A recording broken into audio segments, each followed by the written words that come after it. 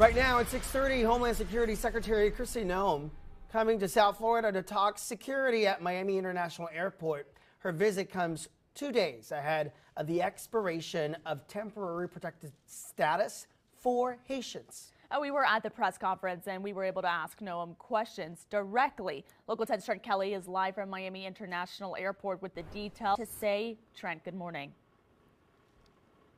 Hey there, good morning, Michaela and Christian. That's right, as you mentioned, Secretary Noem, who of course has been under fire as of late, came to MIA yesterday to talk originally about security, but with TPS set to expire for Haitian nationals in just a few days, we asked her about the status of that program.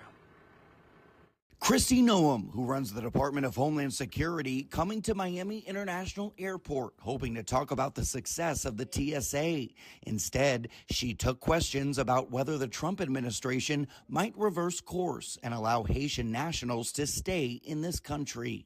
Any individual who is from a country where TPS is expiring has an opportunity to appeal that and to look at other programs that they may qualify for, and they have a number of months to do that.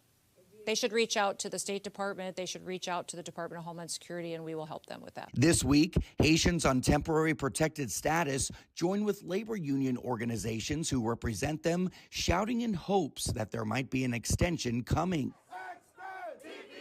Homeland Security still lists Haiti on its website as a level 4 do not travel advisory due to kidnapping, crime, terrorist activity, civil unrest, and limited health care.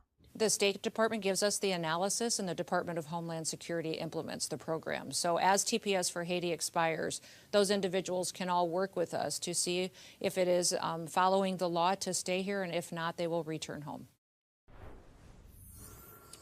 And while speaking yesterday, Secretary Noem claimed that the TPS program was abused during the Biden administration. While she did not directly answer our questions as to whether an extension will be offered for Haitian nationals, she did offer a brief glimmer of hope, saying anyone can call the State Department and request an appeal.